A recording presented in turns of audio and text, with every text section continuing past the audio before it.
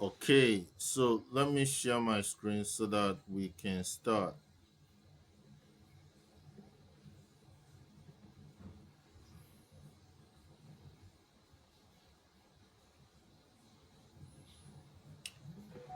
Okay, so today we're going to be looking at, you remember, under assignments and tech homes, we've looked at software development lifecycle, we've looked at student grading system, we've looked at simple addition calculator, age calculator, greeting. Then yesterday we looked at ATM.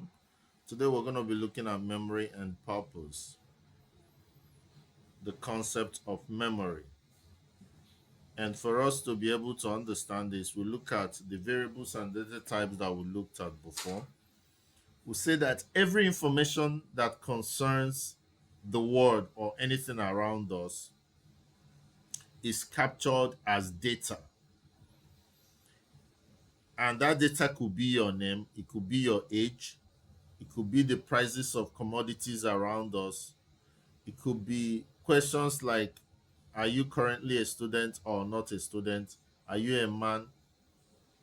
Are you living or dead? So those are questions that has the value of true or false. It could be any of them. And when you're developing a software, you're using data around you to develop a software. If you're developing ATM application, you're using the data around you. Things like the balance, the deposit, the withdrawal. All these things are data. So this data, they are stored in memory. And this data, they are given a label as a name, and that label is known as the variable name. But depending on the value of this data, you have what we call the data type. If the value is a number, the data type is integer. If it is a number that has a decimal, the data type is double. If the value is a string, just like John, the data type is string. If it is a number with a decimal, the data type is double. If the value is either true or false, the data type is boolean, which we call bool in C sharp. So what we have here is variables. The age is a variable, name is a variable, price is a variable, is active is a variable. And variables are containers for value. So the variable age contains the value 25. The variable name contains the value John. The variable price contains the value 99.5. The variable is active contains the value true. And depending on the value, the type of value, we have what we call the data type, which is what you write first before you write the variable name. So the data type here is integer, int, because the value is a number. The data type here is a string because the value is a string. The data type here is double because the value is a decimal number. And the data type here is boolean because the value is either true or false. So this data like 25, John 95, we store them in memory, and the label or the name of this memory is the variable name, in this case age, name, price, or is active. Now, we are doing two major things. We are storing the data in the memory. So all these data like 25, John 99.5, we are storing them in memory. And we are giving the data a purpose. So you store them in order for you to be able to use them later in your programming tasks. So what is memory? Memory is where the computer keeps information. And the major two types of memory that we have the RAM, we also have the hard disk. So think of memory like a cupboard where you keep things, or a storage box, or the computer brain. So in real life, we keep ingredients on the table. So the ingredients we keep on the table, we refer to that as memory. Then we also keep ingredients in the store, where we refer to the store as the hard disk. So the table is where you can easily access the ingredients. So that is the RAM or the memory. But when you keep it in the store where you take them after a long time, we'll call that the hard disk.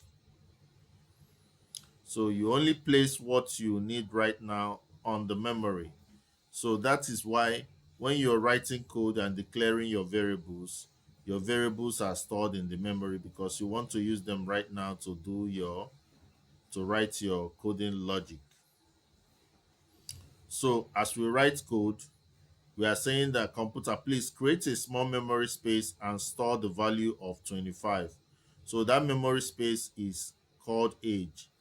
That memory space is now called age, and you're storing the value of 25 inside it. And the type of this value is integer because it's a number. So memory is synonymous to the RAM of the computer. So you can store these variables, store the values of these variables inside this memory space that you've given the name of age, name, price, and is active. Now, for what purpose are you storing? Now, if you store 25, the purpose is because you want to use it to represent the age of the person so that you can now use it to perform logics like check if the age is greater than or equal to 18, increase the age every year, or use the age for validation. So once you're storing something, you're storing it or you're assigning it as a variable because you want to use it later to do something. That's why when you read in something, when I was teaching, I said you read in the age or the deposit or the withdrawal, then you assign it to a variable in memory so that you can always call that variable name for manipulation in future. And that's why here we have, if you store the name as, you store the age, the John as name, you can now display that John on the screen. You can save it in the database or you can use it in greetings like we've done earlier. The same thing with the price. You can store the price, this 99.5 as price in the memory so that you can use it to add to tax, apply discount, or compare prices. The same way you can also store the value of true or false inside the memory space of is active so that you can use it to check if the user is logged in, to enable or disable a feature, or to control program flow. And so each data type tells the computer how much memory to reserve, what kind of data is allowed, and what operations are possible. Like you cannot store a text inside an int. So ints are just for numbers. You cannot store a text. If you want to store a text, use string. And you cannot store 99.5 inside a boolean because 99.5 is a double. You can only store true or false inside a boolean. So the data type tells the computer what the type of data could be saved. Now, as a way of practice, if you are building a shopping application, what variables would you need? So you'll be talking about things like the product name because you're talking about shopping carts like Jumia, Konga, the name of the product you want to buy, the price of that product, the quantity, whether it is available. So you can see that the product name is a string, the price is an integer, the quantity is also an integer. The price can actually be a double because sometimes it's the decimal point. Then whether it's available or not is a boolean. So you see, these are the data you can collect about a shopping cart. And when you're writing the program for a shopping cart, these are the variables that you need to declare and manipulate them in order to give you the software that produces a shopping cart. So that is a brief explanation of what memory is in relation to variables. So a memory is just a space where you store a value, and the name that you've assigned to that memory, or the label that you've given to it, is known as the variable name. In this case, we have age, name, price is active. The values that you're storing in those memory space are these values: 25, John, 99.5, and true. And the data type that determines the type of value that you store are the integer, string, double, boolean. We also have char. We also have array and other data types, which we are going to be learning in future. So that is a brief description of what memory is and the purpose. The purpose for you to store things in the memory is because you want to use them to do some manipulations in future times. Okay, and that is about that for this concept. So we've been able to do some assignments that are related to what we've done earlier. So this software engineering fundamentals was where we looked at software development lifecycle. And under C# fundamentals, we looked at things like if-else statement, loops, and control flows, which we've been able to use to solve all these problems. So I will encourage us to go through this, play the videos, and understand these basic concepts because they are very, very important and they will help us when we are learning about object-oriented programming, which we are going to be starting tomorrow. And also, this first month is for us that are starting from the scratch. By next month, I'm also going to be uh, hitting this up when other people join, but in a much faster way.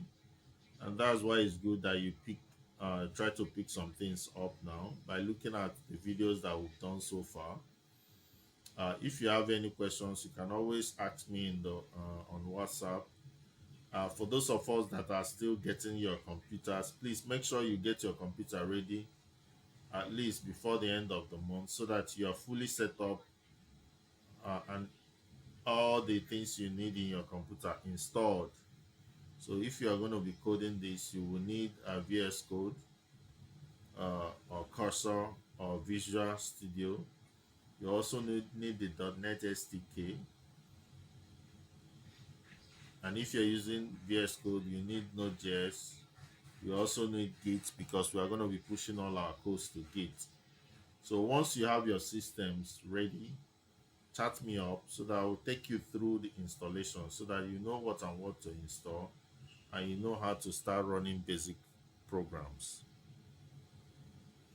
So by so doing, before we fully start by next month, you must have gathered enough energy for you to follow up as needed. Okay, so this is where we're going to be stopping. Um, we'll continue from tomorrow. Thank you.